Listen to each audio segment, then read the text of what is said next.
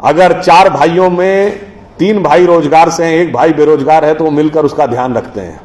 बेटा बेरोजगार है तो बाप मरते दम तक उसका ध्यान रखता है, क्योंकि हमारे यहां कहा गया जो कमाएगा वो खिलाएगा, जो आया है वो खाएगा। अरे भाई, आप तो सिर्फ आदमी तक रहे। हमारी ये सोच इतनी व्यापक थी। मैंने कहा ना, झूठ के पुलंदे कैसे रखे गए। अगर आप लोगों से बहुत को ध्यान हो तो जब पितृपक्ष आता है, श्राद्ध पक्ष, जिसमें पूर्वजों के लिए किया जाता है, तो उस दिन, जिस दिन आप अपने पूर्वजों का तर्पण करते हैं, उस दिन क्या होता है, 3 खाने के हिस्से निकाल के रखे जाते हैं। किसके लिए? एक कुत्ते के लिए, एक कौवे के लिए और एक गाय के लिए। क्यों? हमारे यहां गाय देवतुल्य पशु माना गया है, हाईएस्ट पेडेस्टल पे है। कुत्ते को शमशान का के देवता भैरव का वाहन माना गया है, एंड ऑफ द लाइफ की तरफ दर्शाता है। और कौवा उस प्रकार की श्रेणी का जंतु है जो कि तमाम गंदगियों को साफ करता है। यानी हम सिंबॉलिकली ये कह रहे हैं कि अगर भगवान ने हमको सबसे developed creature of the earth और ऑफ द यूनिवर्स बनाया है, तो लोएस्ट से लेके हाईएस्ट तक हर आदमी का ख्याल रखना हमारा कर्तव्य है, हर जीव जंतु का ख्याल रखना हमारा कर्तव्य। वो वहां तक पहुंचे नहीं पहुंचे।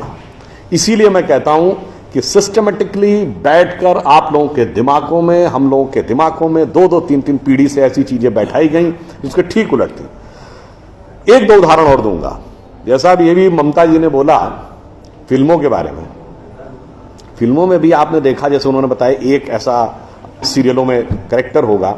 अब मैं एक दूसरी बात की तरफ आता हूं। आपने जितनी हिंदी फिल्में देखी होंगी, भाई मैंने तो हिंदी और इंग्लिश के अलावा नहीं देखी, एक आधा उर्दू की फिल्म ही देखी है, अन्य भाषाओं की तो फिल्में मैंने देखी नहीं है। मगर हर हिंदी फिल्म में शुद्ध हिंदी बोलने वाला कैरेक्टर या तो विलेन होगा या कॉमेडियन होगा। ये धीरे धीरे हमारे दिमाग में बैठ गया। हीरो क्या बोलेगा? 60, 70 और 80 के दशक तक उर्दू मिक्स्ड हिंदी बोलता था, पिछले 20 साल से इंग्लिश मिक्स्ड हिंदी बोलेगा। आप सबने वो गाना सुना होगा, विनोद खन्ना जी जिनकी डेथ हो गई, एक उनके ऊपर है जिसको कॉमेडियन गाना माना जाता है, प्रिय प्राणेश्वरी यदि आप हमें आदेश करें तो प्रेम का हम श्री गणेश करें। ये गाना क्या माना जाता था? कॉमेडी का। और एग्जैक्टली यही गाना, यही वर्ड्स का गाना, इब्तिदाई इश्क में हम सारी रात जागे अल्लाह जाने क्या होगा आगे, यह अच्छा गाना।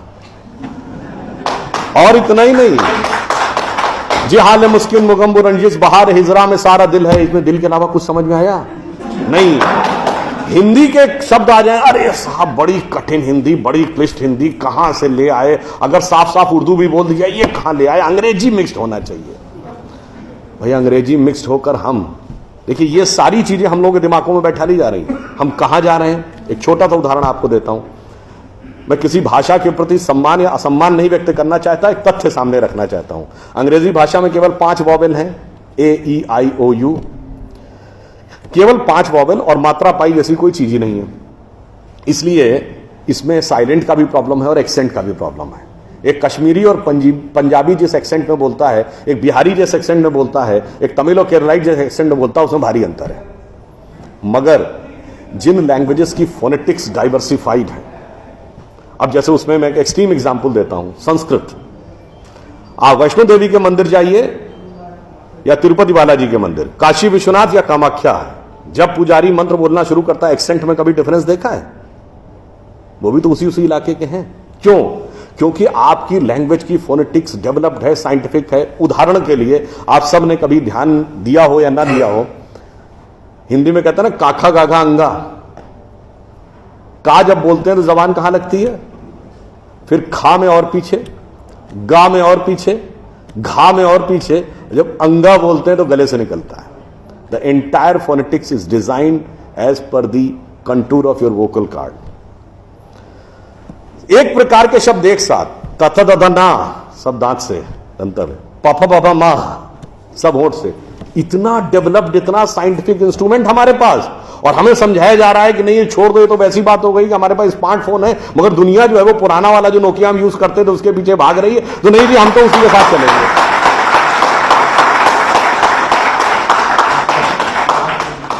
अंत में मैं एक बात और कहना चाहूंगा, हमें एक ये समझाया जाता है साइंटिफिक नहीं है, हम लोग साइंटिफिक नहीं है। साइंटिफिक एटीट्यूड से चलना चाहिए। मान लिया साहब, बिल्कुल साइंटिफिक एटीट्यूड से चलना चाहिए। मैं एक छोटी सी बात पूछना चाहता हूं। अभी एक विवाद आ गया था, उस विवाद पर नहीं जाना चाहता। जब वो हज का सब्सिडी खत्म हुई तो कुंभ मेले का विषय आ गया। कुंभ मेला हम सब जानते हैं। कुंभ मेले का एक एस्पेक्ट आप लोगों ने कभी ध्यान दिया है? कुंभ मेला कितने साल में एक बार पड़ता है? 12 साल में। 12 साल में एक बार क्यों पड़ता है? क्योंकि वो जुपिटर की साइकिल पर आधारित है। बृहस्पति ग्रह हर 12 वर्ष के बाद अपना एक चक्कर पूरा करके उसी राशि में दोबारा आता है, इसलिए कुंभ मेला 12 वर्ष में एक बार पड़ता है। हजारों सालों से चला आ रहा है, ठीक है। तो इसका मतलब हमको पता था ना कि बृहस्पति की साइकिल 12 साल की है। इनको तो अभी 100 साल पहले पता चला कि बृहस्पति की साइकिल 12 साल की है। और उसके बाद हमको समझा दिया जाता है नहीं साहब हम अनसाइंटिफिक थे। अब आप एक और बड़ी मजेदार बात देख लीजिए। सूर्य ग्रहण और चंद्र ग्रहण पड़ता है तो उसका डेट और टाइम कौन तय करता है? सरकार घोषणा करती है ना, टीवी पे आता है, रेडियो पे आता है, अखबार में आता है। किस बेस पे आता है? नासा की फिजिकल ऑब्जर्वेटरी बताती है कि फलां तारीख को इतने बज के इतने मिनट पे सूर्य ग्रहण या चंद्र ग्रहण पड़ेगा, सोलर इक्लिप्स और ल्यूनर इक्लिप्स। मगर ये बताइए 1950 से पहले तो नासा की ऑब्जर्वेटरी नहीं थी। 1920 में जब अल्बर्ट आइंस्टीन ने रिलेटिविटी की थ्योरी दी, उससे पहले रिलेटिव मोशंस ऑफ प्लैनेट नहीं पता था। सॉरी, 1916 में।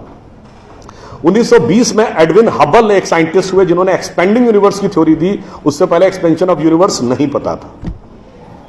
1900 में मैक्स प्लैंक साइंटिस्ट हुए जिन्होंने लाइट की क्वांटम की थ्योरी दी, फोटॉन्स वाली, उससे पहले प्रोपगेशन ऑफ लाइट ही नहीं पता था। 1897 में जे टॉमसन ने इलेक्ट्रॉन खोजा, उससे पहले आप मानते थे एटम अनडिविजिबल है।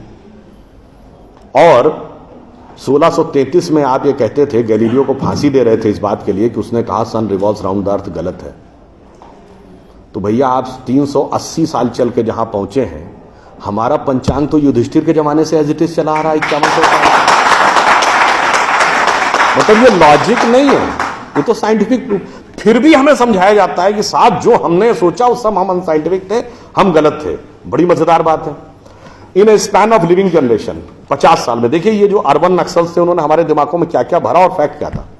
50 साल पहले जिस जिस चीज का मजाक उड़ाया गया वो चीज आज ठीक उसके उलट हो गई। 50 साल पहले कहते थे अरे यार ये अगर खेती करनी है तो mechanised farming, chemical fertiliser use करो। गाय के गोबर से कोई खेती होती है? आदमी चांद पे पहुंच गया, तुम गाय के गोबर पे पड़े हो। आज नहीं, ऑर्गेनिक फार्मिंग की तरफ जाओ। 50 साल पहले क्या कहते थे? अरे भाई ये जड़ी बूटियों फल पत्ती खाने से कोई इलाज होता है? नीम हकीम खतरा है जान। खाना है तो नई दवाएं खाओ, क्रोसिन, मेटासिन, टेरामाइसिन। आज आप क्या कहते हैं? नहीं, केमिकल नहीं, हर्बल मेडिसिन की तरफ जाओ। ठीक, आज से केवल 50 साल पहले आप ये कहते थे, जब हम कहते थे पेड़ों की रक्षा करो, जंगल की रक्षा करो, पहाड़ की रक्षा करो, कहते थे this is the reminiscence of a primitive tribal civilisation. आज 1992 के रियो डी जेनेरो से लेकर 2009 के कोपेनहेगन से लेकर 2016 के पेरिस तक आप कहते हैं नेचर फ्रेंडली डेवलपमेंट करो। भैया सब कुछ उलटता जा रहा है।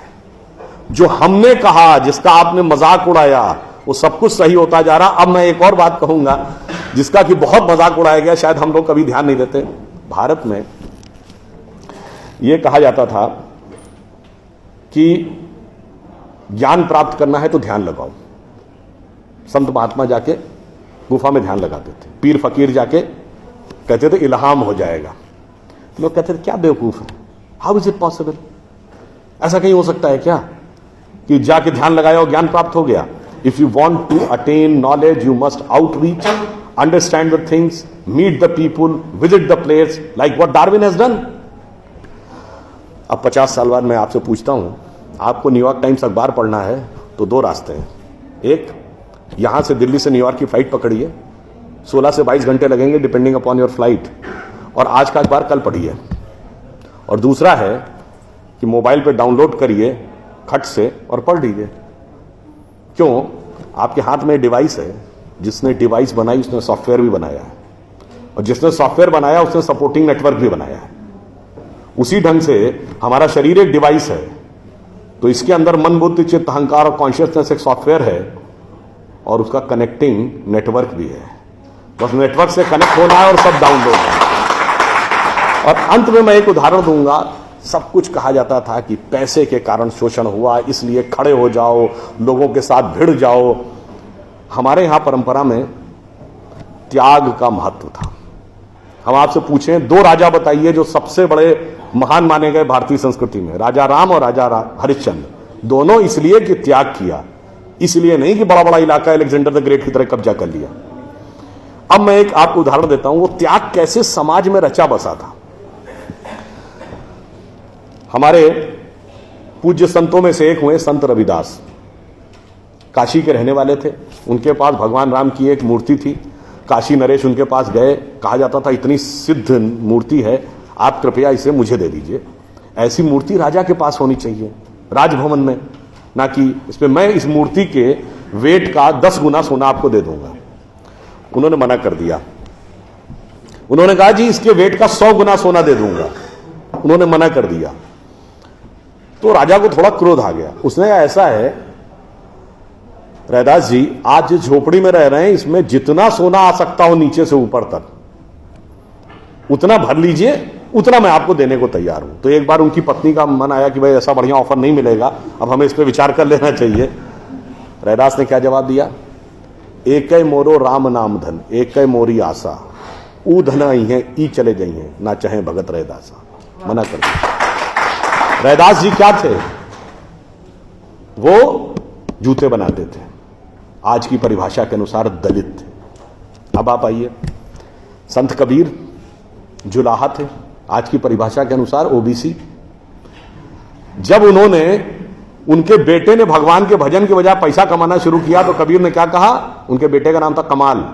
उन्होंने कहा बूढ़ा वंश कबीर का, उपजा पूत कमाल, और हरि का भजना छोड़ के घर ले आया माल। यानी उन्होंने उसको डिस्कार्ड किया। आप त्याग में रह के दिखाएंगे। अब आप आइए, मीराबाई राज परिवार की थी आज के हिसाब से, फॉरवर्ड। और उन्होंने क्या कहा? पायो जी मैंने राम रतन धन पायो, और जन्म जन्म की पूंजी पाई बाकी सबे लुटायो। उन्होंने भी पैसे की तरफ नहीं रहा। और अंत में ये सब एक ही कंटेम्परेरी है, तुलसीदास जिन्होंने रामचरितमानस लिखी, वो ब्राह्मण थे, फॉरवर्ड आज के जमाने के हिसाब से। कहा जाता अकबर उनके पास गए। अकबर ने कहा कि आप हमारे दरबार में आकर स्थान ग्रहण करिए, हम आपको 60,000 की मनसबदारी देंगे। उस जमाने में मनसबदारी एक रैंक होती थी। तो जैसे 40,000 की मनसबदारी वॉज मैक्सिमम, 60,000 का मतलब हुआ कि राजा के बाद सबसे बड़ा स्टेटस आपका होगा। तो तुलसी ने क्या जवाब दिया? हम तो सेवक राम के हियो धरे दरबार, हमारे तो हृदय में भगवान राम का दरबार धरा हुआ है। तुलसी का अब होएंगे नर के मनसबदार। ये मैंने क्यों बताया? जो बातें ये अर्बन नक्सलिस्ट समझाते हैं कि शोषण किया गया, कैपिटलिज्म किया गया, अगर मार्क्स ने कहा धर्म एक अफीम है जो गरीबों को पिला दी जाती है ताकि अमीर उस पर हुकूमत करता रहे, पर यहां ऐसा नहीं था। मैंने दिखाया समाज का निचला वर्ग हो, मध्यम वर्ग हो, उच्च वर्ग हो, राज करने वाला वर्ग हो, सबने कहा जो त्याग करेगा वो महान होगा। इसीलिए हमारे यहां महात्मा गांधी महान हुए, ना कि प्रधानमंत्री रहने वाले नेहरू महान। तो इसलिए मैं अंत में ये कहूंगा आप सभी लोगों से कि ये जो मायावी रावण साधु का वेश बना के आता है, सूक्ष्म दृष्टि से इसको समझिए और आश्वस्त रहिए कि वो चाहे कितना भी मायावी हो, अंत में विजय हमारी ही होगी, क्योंकि हम आज दुनिया के यंगेस्ट नेशन है। जैसा अभी नलपत जी ने कहा ना कि भाई people like us we are in minority. हम देश दुनिया के सबसे युवा देश हैं, यह सत्य है, मगर यह अर्ध सत्य है। हम सबसे युवा देश और सबसे प्राचीन सभ्यता है। We are the youngest nation and the oldest civilisation. तो एक गौरवशाली हमारा भूतकाल है और एक शानदार भविष्य है जो हमारी प्रतीक्षा कर रहा है। बस बीच के इस माया के प्रपंचों को से हम बचे रहें तो कहीं कोई संदेह नहीं है। एक पंक्ति कहकर समाप्त करूंगा कि गौरवशाली था भूत, भविष्य भी महान है, अगर संभालें आप उसे जो वर्तमान है। धन्यवाद।